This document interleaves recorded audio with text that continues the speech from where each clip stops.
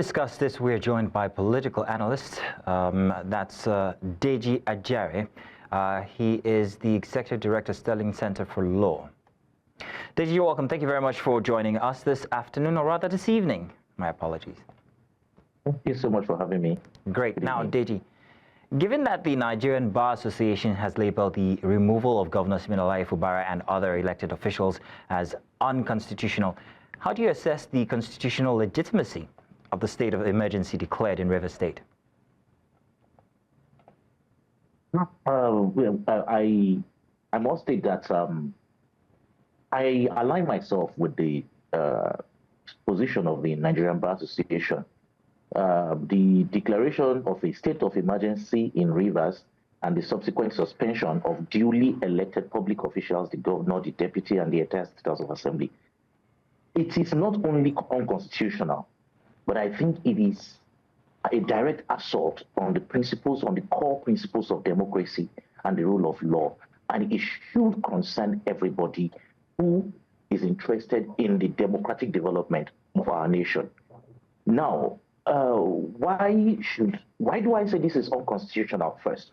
The Constitution makes specific provisions for the only way that an elected governor or deputy governor can be removed from office for whatever reason. The president cannot arrogate to himself the powers of removal or suspension of a governor. In fact, I find it quite funny that the president, who for some of us have actually been hailing as, trying to steer the affairs of local administration appropriately, particularly with the approach with the government approaching the Supreme Court last year for interpretation on the position of governors removing local government chairmen who were validly elected. And after taking that kind of position, how then can you now find that same government believing that it is empowered by the Constitution to remove elected governors? I think it is just a barefaced, hypocritical understanding of the constitutional provisions. While the president, no doubt, has the powers to declare a state of emergency, he does not have powers to remove validly elected public officials. And I will even proceed to even state that, in my opinion, I do not think that the situation in Rivers State is such that it is so dire that it qualifies as one of those situations anticipated by the Constitution, by Section 305 of the Constitution, for a declaration of emergency. The situation as at yesterday, when this state of emergency was declared, is not so exceptional. It is not so dire, so grave, that I think it justifies a declaration of state of emergency. Okay then, Deji. Yes, of course, Deji, I'd also like to introduce our other analyst. Just a second, Deji. Deji, we have another analyst here with us, and that is Nelson Ekujimi. He's also joining us, and I'd like to ask him a few questions. By the way, thank you for mentioning Section 305 of the Constitution there. Now, so Deji, what are your thoughts on the approval by the Senate of the state of emergency? Well, I was very honest with you. My apologies. My apologies, Deji. That question was meant for Nelson. My apologies. Nelson, right. Your thoughts on the declaration and the approval by the Senate?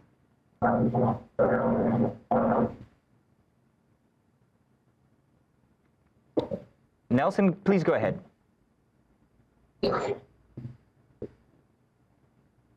Nelson, I'm okay, good. Approval by the House of Representatives.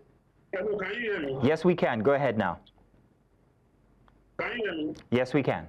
The approval by the Senate and the House of Representatives is in consonance with the provisions of the law. Section 305 of the Constitution, stipulates that the president has the powers to proclaim a state of emergency, and that if the Senate and the House of Representatives is in session, he has that authority to transmit that proclamation to the two chambers of the National Assembly, to ratify that decision. And if they disapprove of it, then, the proclamation will not stand. So the Senate and the House of Representatives merely performed their constitutional functions as enshrined in our Constitution. Nelson, hang on a second, but from what we saw from yesterday, the sole administrator actually was already asked to go on with his duties, even before the Senate ratified. So what do you say to that?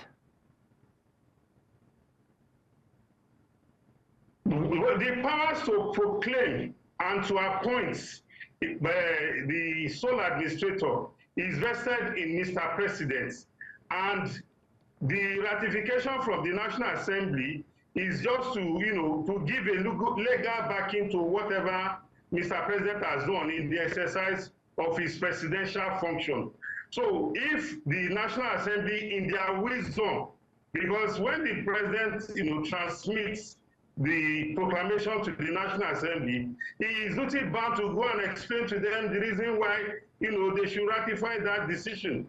And if the President has taken a step to protect life and property in a state, it is only natural that he must take the first step of securing life and property, which is the raison d'etre of government.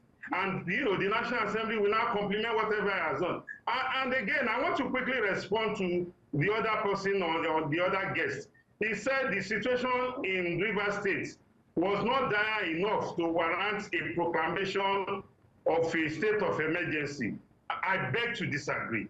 You know why? I think that amounts to usurpation of functions. Under the Constitution of the Federal Republic of Nigeria, the only authority that has powers to determine the situation that will warrant the proclamation of a state of emergency in our Constitution is the President, and not just a mere citizen. You don't have the information, you don't have the intelligence that is on the table of Mr. President. And that is why some of us kicked against the press release by the Nigerian Bar Association, trying to usurp a position that the law has not entrusted. We operate a constitutional democracy. So you cannot say because you are a citizen, a president that the Constitution has given powers to do something, you are now querying that it is not enough. The president does not owe you the explanation of why he's doing it. He owes the National Assembly that is our representative, and we have all seen it, that the reasons why Mr. President, declared the state of emergency has been confirmed by the ratification. All right, just a second, Mr. Ekujimi. And again, no, just a second, Mr. Ekujimi. Mr. Ekujimi, just a second. Now, we have very little time. I would like Deji to actually give you a response to that. However, Deji, I would also like you to put this into your consideration. Is it ratification before appointment or appointment before ratification? You may go ahead and reply to Mr. Nelson's submission there. Go ahead, Deji. The president will make the appointment, because the president will make the appointment, and within 48 hours, within 2 days, the National Assembly has the powers to ratify the actions of the president. So yes, that is not in doubt. As regards the propriety of citizens querying or questioning the actions of the president, I think my brother here, he has misunderstood the entire foundational principles of democracy. If I, as a citizen, cannot query the president, then we do not have a democracy. We do not have a democracy. It is my responsibility. It is even a civic duty to query the actions of the president. And let me tell you, the fact that the president took that action does not necessarily mean that he is correct. He is right. It can be challenged in court. Unfortunately, I don't know if those who are interested may want to do that. But now, let me now proceed and tell you further. If the president is, if he has information that gives him that confidence that, look, the situation is that dire, he also owes the citizens a duty. Look, the president does not have the powers to just operate as anyhow he likes. He owes the citizens a duty. Now, let me tell you the risk with us arrogating that extent of power to the president. What it simply means is that if the president is unhappy with any governor, he can simply just,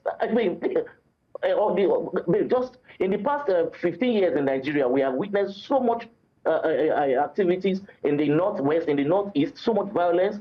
Are you telling me that the kind of violence, for instance, that was witnessed in Zamfara exceeds that we experienced in the past couple of days in Rivers State? I do not think so. So, I mean, what it simply means is that if the president is unhappy with Zamfara, with that, he could just declare a state of emergency. What it means is that the governors will simply become they will become in fact, they will stand the risk of losing their seat. So we should not encourage the arrogation of powers that do not exist in the Constitution to the president. Thank you very much, Deji. All of this, it is also important for us to now ask ourselves, as the president, and this is a question of perception, has he demonstrated, that level of fairness in the entire River State scenario? I do not think so. In fact, the speech of the president is suspect. It makes one suspect that indeed the president has already taken sides, because everybody who has been following the events in River State knows that the key principal players are the governor of River State, Sim Fubara, and Wike, who is a minister appointed by the president.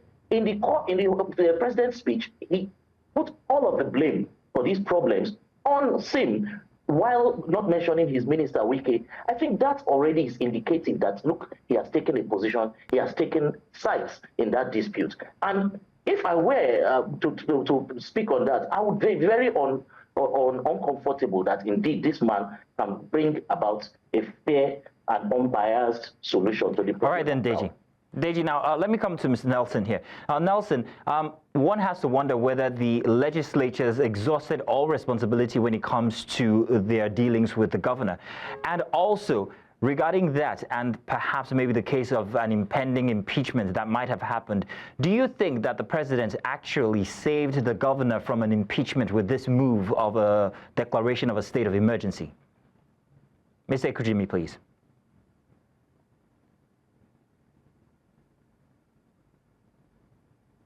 We seem to be having issues with Mr. Nelson Ekujimi's connection here, but Deji, I'm hoping you heard that question there regarding the state of emergency versus impeachment. Do you think that this school of thought, which people have bandied about, is correct? To be fair, I have also heard such thoughts and opinions that, in fact, it was the president's way of saving the governor from being impeached.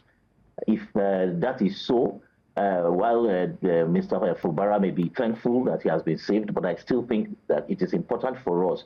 You see, the issues we're dealing with is not just rivers. This issue goes beyond rivers. We're looking at, an entire system, an entire political system. Now, if because, this would save today, we allow some sort of precedent that is inappropriate and unconstitutional to fester, the problem, we will have to deal with it tomorrow. So, it is always important, irrespective of what the outcome will be, that the Constitution is followed to the letter, and its spirit too. And I think the spirit of the Constitution is that the president does not have powers to remove any governor who has been validly elected. And it is on this basis that I think, the president's action was hasty, it was unconstitutional, and again, like I have opined earlier, he has the powers, of course, to declare a state of emergency. But I do not think the situation, even though it was really politically charged, but I don't think it was that serious as to warrant a state of emergency. We have had situations in states in Nigeria that are even more charged than that, and yet states of emergencies were not declared, and we were able to overcome. I suspect that indeed it is the problem is that, look, there is no fairness in reaching that decision. And it is important that the judiciary acts to strike down this unlawful declaration and prevent the abuse of power that could ultimately undermine our democracy. Deji Ajare, I want to say thank you very much, and also thank you to Nelson Ekujimi, even if we lost him there. Thank you very much, gentlemen. Thank you so much for having me.